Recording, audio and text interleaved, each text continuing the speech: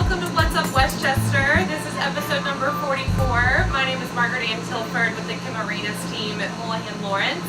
And today we are back to show you how the magic happens at La Finente. We are here in the Greenwich location where they make all of the gelato for the rye location. But we are back with Ricardo and his father, Salvatore. So you want to introduce yourself? Buongiorno, sono Salvatore, sono quello che mi occupa del gelato. Logicamente questo è il laboratorio dove produciamo per qui e per Rai. Il resto ve lo dicono loro. This is my father Salvatore. We're here in the laboratory, as we call it, at the Greenwich location, and this is where we produce the gelato for Greenwich and Rye. Today you're going to be seeing how we make a chocolate gelato, a strawberry gelato, and a raspberry sorbet, and we'll go step by step showing you the process. Alright, I'm so excited. Let's get going. Ok, adesso vi facciamo vedere come si sviluppa un gelato al naturale, alla fragola, un sorbetto raspberry e un gelato al cioccolato, ma come ho detto in precedenza con prodotti naturali, perché il vero gelato artigianale è fatto con prodotti naturali, non con paste o con altri ingredienti extra. So today we're going to show you the real way to make an artisanal Italian gelato. We'll be making a strawberry gelato, a raspberry sorbet, and a chocolate gelato. We don't use any pre-made mixes in bag or powder form. We don't use any pre-made batter for the actual gelato, as everything that we make for our gelato comes through natural process and natural ingredients. So today you're going to see that. Qui abbiamo le fragole fresche, come detto prima, il mix di zuccheri, Here we have some fresh strawberries sourced from a local farm. che sono sempre prodotti al naturale, e ogni zucchero ha la sua funzione, e latte. Natural sugars, a mix of fructose, no added trans fat or any type of milk. Latte Fresh riscaldato. whole milk. We're going to be mixing it. So do you guys source everything pretty much local? We try to as much as we can. The organic milk we get from a farm in upstate New York. Okay. The strawberries, we ask for the fruit flavors. Sometimes people will come in for a specific fruit and they don't find it. That's because if the fruit doesn't taste sweet enough or how we like it when we go buy it, we're not going to make it. Yeah. It would just be a waste of flavor for that week. So whatever we find fresh that week, we end up making into gelato. That's awesome. Ok. Il latte mischiato con gli zuccheri, adesso lo versiamo sulle fragole fresche. Here we have a mix of the milk and the fructose that we're going to be overturning onto the strawberries. E comunque a noi, per molti ci chiedono, no? Quanto tempo ci vuole per fare un gelato? Allora tu gli rispondi 10 minuti, perché nella macchina sono 10 minuti. Però noi adesso stiamo facendo un processo veloce per farvi vedere come effettivamente si fa, altrimenti quando si fa questa cosa, che viene poi mixata, per avere il prodotto eccellente al 100% lo devi far riposare in frigo almeno per 10 ore e poi lo fai. Ma va bene uguale, giusto per farvi vedere il processo del prodotto fresco. So a lot of people ask us, how long does it take on average to do a flavor? If it were ice cream, it'd be easy to tell you, about 10 minutes. But the way that we do it, it requires a much longer process, from warming up the milk to actually get the powders to mix into it, and sourcing the ingredients themselves. Every single flavor requires between 8 and 10 hours of rest time in a refrigerated area. Today we're going to be doing it a little bit faster, but keeping that in mind, we prepare the flavors for the next day and leave them to actually mix in and lock in the flavor overnight.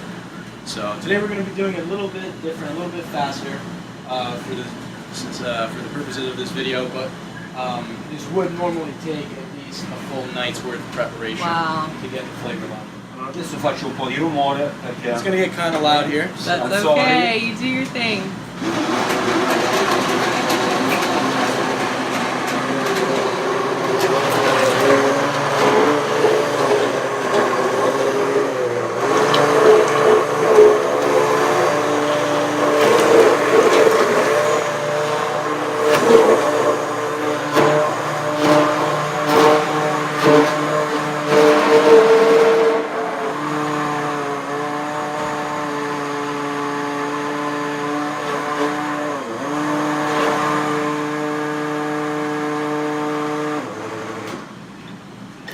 E logicamente anche tutti gli attrezzi devono essere professionali, non possono essere giocattolini, insomma. For the sake of mixing purposes, we've actually gone through 3 or 4 of these industrial grinders before. Wow. They have to go at a very high velocity to mix those in, especially if we're dealing with cold liquids, hot liquids, and powders mixing, or if we have to, as you saw, if we have to blend down the fruits, it has to definitely have a much stronger approach to it than some of the other blenders that are in the industry. So. Questo tra un po' diventerà il gelato alla fragola. This will eventually turn into the gelato. Facciamo vedere strawberry come diventerà il gelato alla fragola. Adesso la stessa cosa facciamo con il sorbetto, perché la differenza tra sorbetto e gelato, come abbiamo detto, è nel gelato c'è il latte, nel sorbetto mettiamo l'acqua per fare il sorbetto. Now we'll be doing a raspberry sorbet for those of you who are lactose intolerant. We have the same process, natural fruits, the same mixture of fructose, but instead of using milk like we did last time, we're going to be using warm water, mixing that in, overturning it over the raspberry, and blending it down just like we did with the strawberry. Wow, so you'll have dairy-free options. Dairy-free options. We do the same with some lemon. We do blood orange that we source from Sicily. We've done it before with blueberry. We've done it with kiwi. We've done it with pineapple. Pretty sure there's a pineapple out there right now. Watermelon, any type of fruit. It really comes out at its peak with the sorbet mix. Logicamente, spiego ai signori, anche l'acqua che usiamo, cioè è acqua che ci sono i filtri speciali, perché non è l'acqua che apri il rubinetto e metti, noi abbiamo dei filtri. Our entire e quando store, prendiamo l'acqua deve essere pura. our entire store has filters built into the actual piping Okay. at each sink, as well as through the machines Wow. every wash. Those are changed on average once a month. We have a technician that comes in, and those are all changed. Wow, that's There's great. actually filters back there, at the sink in the front, sink back here, everywhere. And that's because with the added chemicals and with the added vitamins that there's a lot in the tap water, that would kind of just throw off the entire taste of it. So we like to use filtered water. It tastes better, it's cleaner, and it doesn't leave any residue on the machines that might end up causing some problems down the line. That's awesome.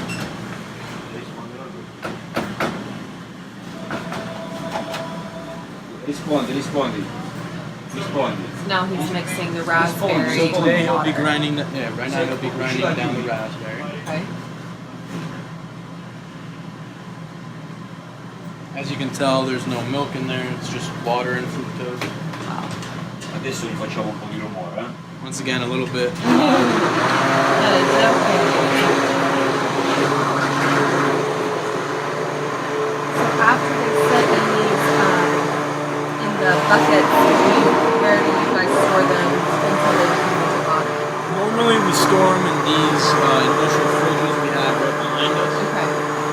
Those can hold around 18 flavors. If we happen to have overflow for that day, we might even keep them in this freezer or in that freezer, take them out, let them defrost, and then use them later. Got it.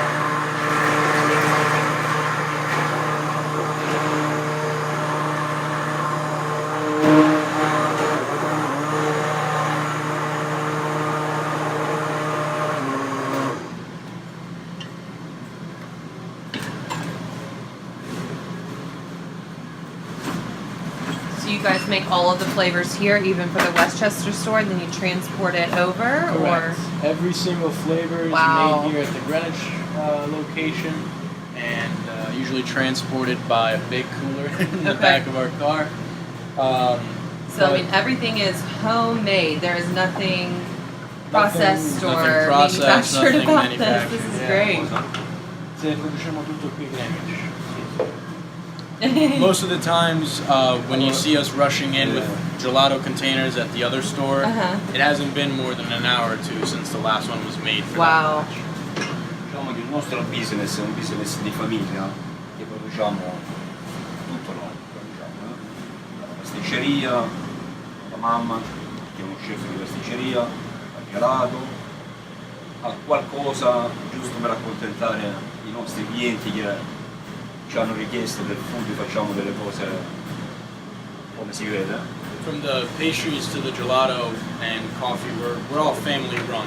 Okay. So whether it's my dad making the gelato or my mother making the pastries or myself making coffee and the occasional savory item for our customers, you know, everything we try to do is the way it'd be done at home. That's awesome. Great. What is the next flavor? So now we'll be doing a cioccolato. Ok. Questo poi vi facciamo vedere come si fa il vero gelato. Ok. So we're going to show you how to make real Italian cioccolato gelato. It will involve warming up some milk, as you saw him place in the microwave. The thing with cocoa is, so we source our cocoa directly from Sweden. It's specifically made for gelato purposes. Cocoa is rated on a scale of 24 in purity from the plant extract. It's on a scale of 24, we buy the 22-24 or 23-24 when we actually can source it. What that means is a really high purity cocoa that kind of requires you to play with it to actually get it to break down and mix in with the milk, which is what he's doing right now, even without having added any liquid to it. He's really just mixing together the powders, trying to break down the individual clumps of cocoa into something smaller that we can mix together with the hot milk.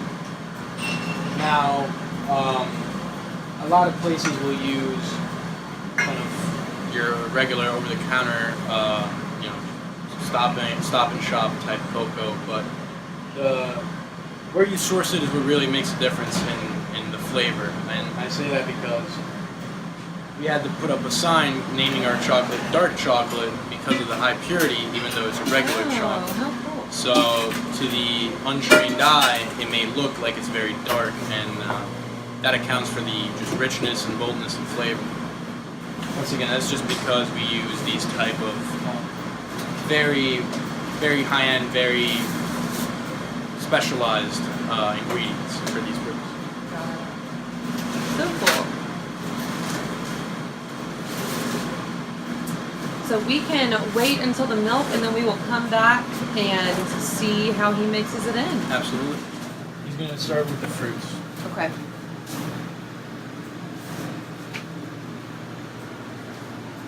So when actually making the gelato and pouring it into the big churning machine, you are meant to keep in mind a couple of things.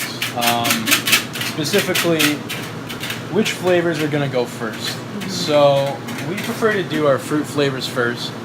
That is because it kind of reduces the possibility of contamination when it comes to allergens. Okay. Like hazelnuts or peanuts. Adesso abbiamo fatto partire la macchina, dobbiamo dargli il tempo perché questo è come un forte freezer, no? Che da liquido lo farà diventare solido e poi dovrà mantenersi poi nel banco la reggia. Questo. So this machine actually churns it as well as starts cooling it down simultaneously. That's going to get it down to the gelato's density of it, at which point we're going to pull it out.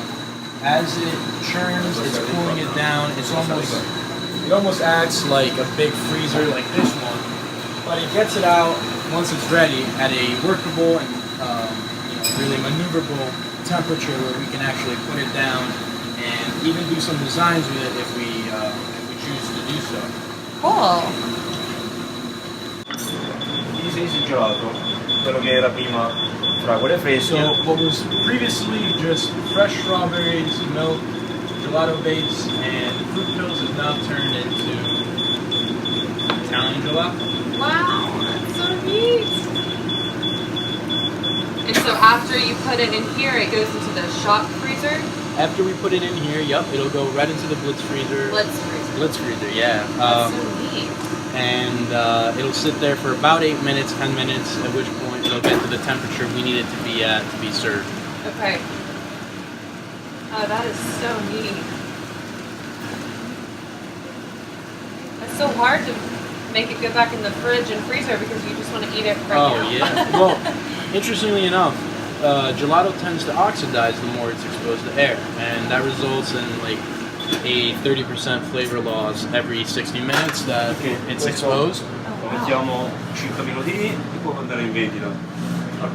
Now it goes in the fridge. To counteract this, here at the Greenwich store, our gelato counter uses the old pizzetto style system that's actually closed off. You can't see the gelato. Oh, okay. It almost looks like it's just in big pans with lids on it. At our other Rye location, it's the more contemporary glass that you can look at. And he's had to reformulate his recipes to accommodate for that, which essentially made it so that the gelato in Rye maintains the richness, the boldness, and flavor. How neat. And that also caused the quality of the gelato to rise here at the Greenwich location because it is colored. How neat. Small changes, even in temperature and humidity, can play a big role in how the gelato comes out. And sometimes if a customer tells me like, the gelato's a little runny today, I'm going to be like, oh well, the relative humidity must be up. Right. Because that'll also play. So the weather affects it. Weather affects it. The humidity affects it. The temperature, indoor and outdoor. The difference. I mean, if you leave it open for too long, it'll affect it. Wow. It's a whole. You have to really be on top of it when you're either making or serving it. That is so. This is ready. So we brought over to Rye. Wow, so that's headed to Rye. Rye, get out and get some strawberry gelato. Thank you so much for joining. Thank you for having us again. We can't get enough of this gelato.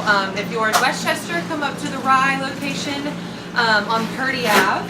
And if you are in Greenwich, it's right on Greenwich Ave. It's wonderful, wonderful gelato. He makes all of his recipes. They're his recipes. And as you see here, nothing is manufactured or processed. It's as fresh as gelatos you're going to get. So thank you so much for joining us. And we'll be back next week. Thank you so much. Have a good week. A presto.